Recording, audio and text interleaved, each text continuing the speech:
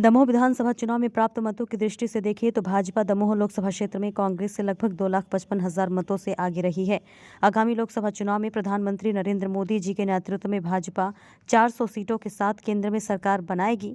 ये बात लोकसभा चुनाव संभागीय क्लस्टर प्रभारी पूर्व मंत्री भूपेंद्र सिंह ने दमोह भाजपा कार्यालय में दमोह लोकसभा क्षेत्र के 8 विधानसभाओं से आए भाजपा के पदाधिकारियों की बैठक को संबोधित करते हुए कही। क्लस्टर प्रभारी पूर्व मंत्री भूपेंद्र सिंह ने बैठक में बताया कि लोकसभा चुनाव की दृष्टि से भाजपा संगठन की व्यापक तैयारियां शुरू हो चुकी हैं। मध्य प्रदेश की 29 लोकसभा सीटों को 7 क्लस्टरों में विभाजित कर काम शुरू किया गया है, जिसके सागर संभागीय क्लस्टर में दमोह, सागर, खजुराहो और टीकमगढ़ लोकसभा क्षेत्र शामिल किए गए हैं। दमोह में आयोजित बैठक सागर संभागीय क्लस्टर की पहली बैठक है, जिसमें गत 16 जनवरी को दिल्ली में राष्ट्रीय नेतृत्व द्वारा आयोजित बैठक की दी गई कार्य योजना बैठक में बताई गई है। भूपेंद्र सिंह ने कहा कि दमोह में चुनावी दृष्टि से कार्य विभाजन और विस्तृत कार्य योजनाओं पर चर्चा हुई। उन्होंने बताया कि 22 जनवरी को अयोध्या में भव्य और दिव्य श्री राम मंदिर में प्राण प्रतिष्ठा समारोह के पूर्व सभी मंदिरों की सफाई स्वच्छता अभियान संचालित किया जा रहा है। कुछ मंदिरों में 22 जनवरी को बड़ी LED स्क्रीनों पर प्रसारण के माध्यम से प्राण प्रतिष्ठा समारोह में देश के करोड़ों लोग शामिल होंगे।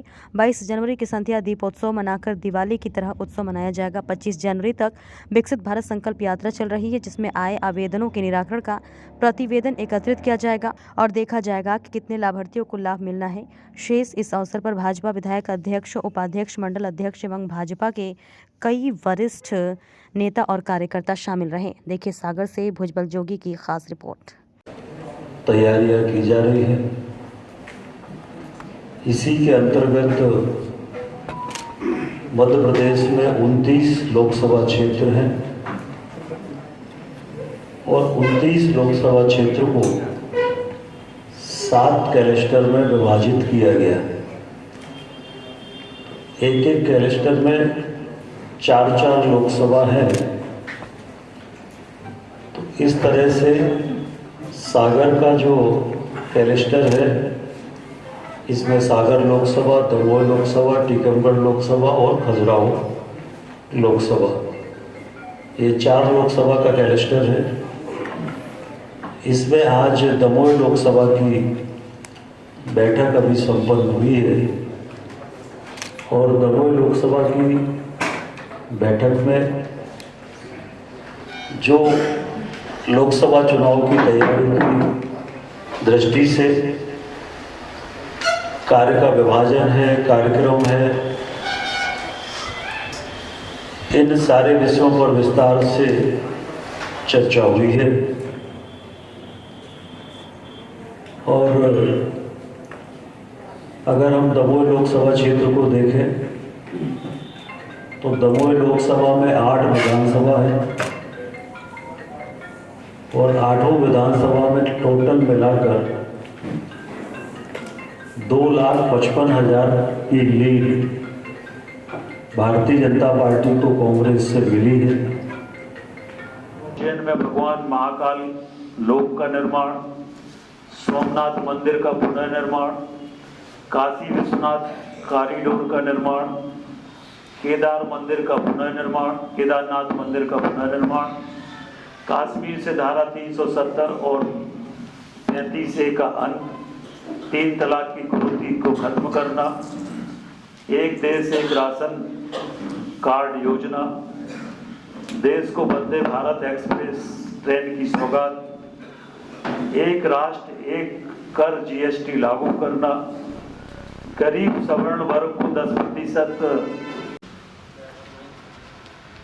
दूसरा, हम सब जानते हैं कि भारतीय जनता पार्टी सिद्धांतों और आदर्शों पर आधारित राजनीतिक दल है।